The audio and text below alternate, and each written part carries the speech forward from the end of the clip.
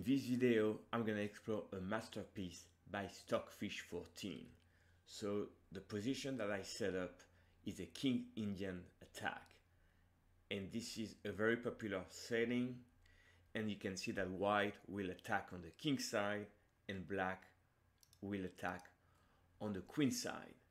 So there is a very famous game played by Bobby Fischer, and this is the famous final combination of that game played in 1967. So that's probably the most famous King's Indian attack, and let me just show you the final combination. In this position, Fischer uncorked Queen h6, threatening checkmate on g7, Queen f8 played, and now the famous sack, Queen here, and of course if black takes, you take, and you finish with a beautiful checkmate. So that was the very important game played in that system, the King's Indian attack. Now in this game played against another strong engine, Fritz from Chase Base, we're gonna follow Stockfish lead. So the game continues.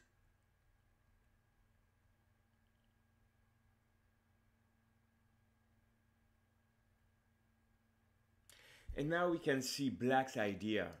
Blacks want to take on a3 and then run the pawn. The question is, white hasn't really started the attack on the king side. So is white in time to generate counterplay? And this is why this game is absolutely a masterpiece. So now Queen h5 coming. The question is now, black plays a3. And do you have enough to attack the king? So knight g4. Now more pieces are coming. And here this is a key moment. A logical move would be a2. But black in the game played g6. So what happened on a2? Now you do a sack, check. Now you're trying to threaten queen g4. So knight f8. Knight f4. Trying to take on g6, queen e8 to defend g6, and here rook e3. And you can see that the rook is coming here. You're gonna take on g6 on check, and black, even if black gets a queen, you take into king h2 and you're finishing with a checkmate. So that's an easy win. So here g6 played, asking where the queen goes. Well, check, and this is absolutely brilliant here. White to play. The queen is attacked, so what do you do here? Now you could consider playing queen g4, but then it's gonna be a2. You can do h5. It's very complicated, but here absolutely stunning move, knight f5 check. And this knight move is so good that black declined to take the knight and just move the king here, and we see the game. But what happens if you take the knight? Now, the first question, if you take like that, now you do check, take on e7, rook e3, and now you're trying to do rook g3 check, and if the knight comes in, you're gonna have h5 or other moves. So let's take a look here. Here you can play h5 or even knight f4 here, and you're threatening rook g3, and if you try to come to block here, simply knight h5, knight f6, and you win, so in time. So clearly you cannot take the knight like that, but what about e takes f5? That seems to be more logical to me. So check, and now e6 breaking down. Now if you don't take that pawn and you do knight f6, now simply knight f4 coming. So if you try to defend like that, simply knight g6, you have rook e7, queen h8, and this is winning. Now on e6, you could also try to take, but this is clearly not good. You already have checks, but you can continue doing checks. And you can see that here, you take here, and you have a winning attack. Rook e6 is coming, and you're finishing with a nice attack. So clearly, this demonstrates that knight f5, absolutely fantastic move, and the king comes here. So now white took here, And here, you don't want to take only 7 because then you will lose the queen.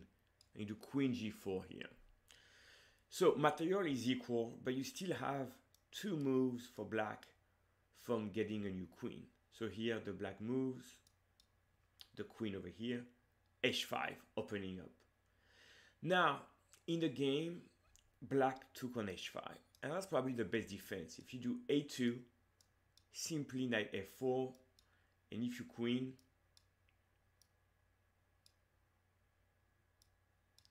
let's do this, you break through here. Now on queen g7, you take like that, and you're gonna finish the game. This will be a nice variation finishing the game. And if you take the pawn, then you still attack through, and you're gonna have plenty of checks. And the same variation, more or less. You come here, you threaten queen h6. So if you try to defend here, and here, bishop f3, beautiful, and bishop h5, win the game. So you're down a rook, but the king does not survive. So this is where here, a2 doesn't work. So black took here. Now coming here, and in this position, black now is ready to push.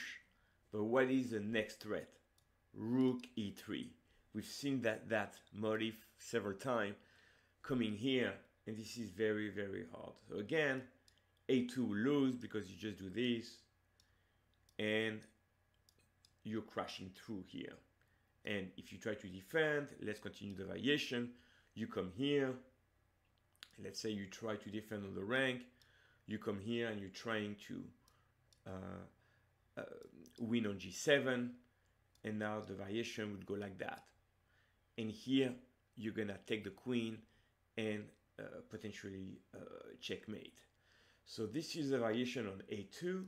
So now in the game, queen g6 played. Of course you don't trade the queen. Now a2 anyway, and we're gonna see a similar variation where rook g3 is coming. So knight c1 played. Now black took